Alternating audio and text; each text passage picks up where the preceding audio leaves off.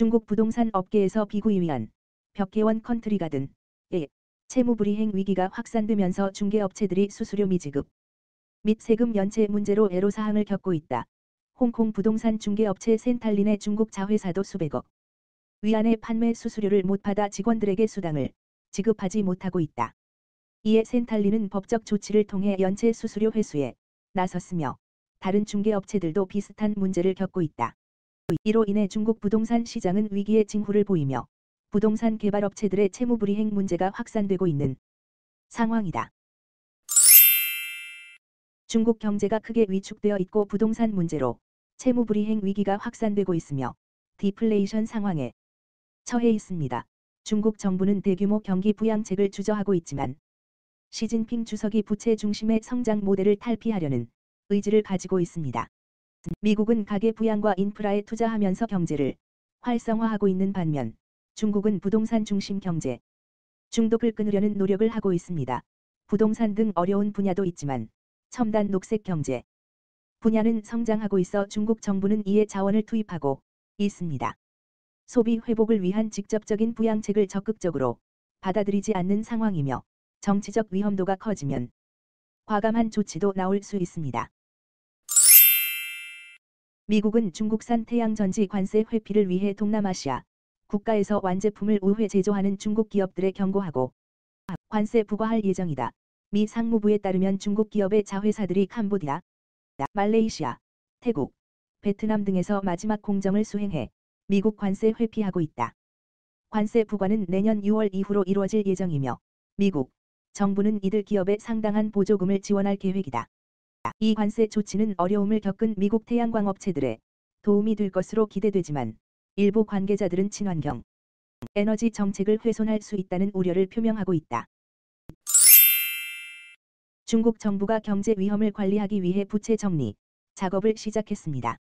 중앙정부는 약 275조 원에 해당하는 특별 융자 채권을 통해 지방정부의 부채 상환을 돕기로 결정했습니다. 경제적으로 약한 지역의 부채 문제가 금융 시스템 위험을 야기하고 있는데 이를 회색 코뿔소라고 표현했습니다. 중국은 자금 차입 규모 조사를 통해 부채 문제를 파악하려고 하지만 숨겨진 부채의 실제 규모 파악은 어려운 상황입니다. 중국은 부동산 부양책을 통한 부채 증가를 우려하며 금리 인하와 대출 확대 등을 통해 경제 위기 극복을 시도하고 있습니다. 미국은 중국 신장 지역의 강제 노동과 관련된 제품 수입 검사를 확대하며 자동차 부품에 대한 관세국 경보호국 12P의 압류가 늘고 있는 것으로 알려졌습니다. 이로써 위구르 강제노동 금지법에 따라 태양광 패널, 토마토, 면화 의류 제품 외에도 자동차 부품까지 제재 범위가 확장되는 추세입니다. 신장에서 만들어진 제품은 강제 노동 여부를 증명해야 미국으로 수입할 수 있으며 최근 12P는 리튬이온, 배터리, 타이어, 알루미늄 등 자동차 부품을 모니터링 대상으로 추가하였습니다. 이러한 조치는 자동차 업계에 부담을 줄 전망이며 강제 노동 이슈에 노출된 자동차 제조업체들에게 영향을 미칠 것으로 예상됩니다. 중국 경제의 불안이 높아지고 있습니다. 중앙은행이 기대에 못 미치는 정책금리를 내려서 중국 주식시장이 하락하고 있습니다. 부동산 시장도 걱정되며 경제 지표가 부진한 상황입니다. 블룸버그 보도에 따르면 금리 인하 폭이 예상보다 작아 실망감이 커졌습니다. 환율도 움직이며 다양한 국가의 주식시장은 혼합된 추세를 보이고 있습니다.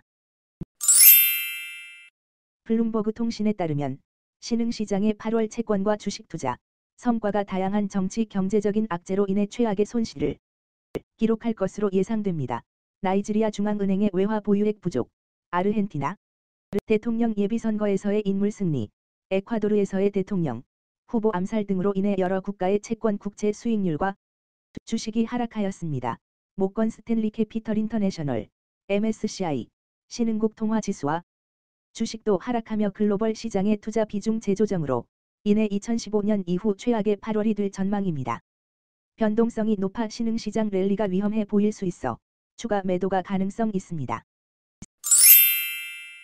중국 경제가 디플레이션과 부동산, 금융업계의 위험으로 위기에 직면하여 중앙은행이 경기 부양을 위해 유동성을 확대하고 대출 우대 금리를 인하하는 조치를 취했습니다. 그러나 시장 전망치를 만족시키지 못한 조치로 인한 정책 고민이 있었고 부동산 시장의 위축과 소비 부진이 중국 경제에 영향을 미치고 있습니다. 중국 정부는 다양한 경기 부양 대책을 발표하고 금융기관들의 대출 확대를 주문하고 있으나 금리 인하만으로는 경제 치료에 부족하다는 의견도 나오고 있습니다. 중국 경제는 지난 수년간의 문제들로 여전히 어려운 상황에 처해 있으며 대규모 부양책의 필요성이 제기되고 있습니다. 미국의 거대 기술 기업들이 유럽연합이 새로운 디지털 규제를 준수하기 위해 노력하고 있는 것으로 알려졌습니다. 유럽연합은 특정 콘텐츠의 온라인 유포를 제한하는 디지털 서비스법 DSA를 시행하며 연간 매출의 최대 6%를 벌금으로 부과할 예정입니다. 또한 디지털 시장법 DMA를 통해 대형 플랫폼 사업자를 규제하고자 하고 있습니다. 이러한 규제는 유럽 내에서만 적용되지만 국제적으로도 영향을 미칠 수 있을 것으로 보고 있습니다. 이에 빅테크 기업들은 적극적으로 대응하고 있으며 유럽의 디지털 규제가 미국의 글래스 스티걸법과 유사한 영향을 가져올 것으로 예상되고 있습니다. 미국 경기 침체 우려가 커지면서 투자자들이 현금을 활용해 정크 자산으로 주목하고 있다. 이에 따라 만기가 다가온 하이힐드 신용 규모가 줄어들었고 기업들은 제융자와 거래 수정 등을 통해 부채를 관리하려는 움직임이 나타났다. 최근 경제 데이터는 물가 상승과 금리 인상에도 불구하고 경제 성장이 나아가고 있는 모습을 보여주고 있으며 경제 전망도 긍정적으로 분석되고 있다. 투자 전문가들은 신용 스프레드가 높은 수요 때문에 하이힐드 등의 자산에 투자가 집중되는 추세로 전망되며 우량 기업은 현재 호황을 활용해 빚 상환을 주저하는 모습을 보이고 있다. 미국 연방준비제도 페드가 금리를 올리더라도 경제가 강하게 유지되며 인플레이션 목표치를 달성하더라도 금리가 이전 수준으로 돌아갈 가능성은 작다는 전망이 나왔습니다. 경제는 여전히 견조하며 중립금리 추정치가 높아지고 있습니다.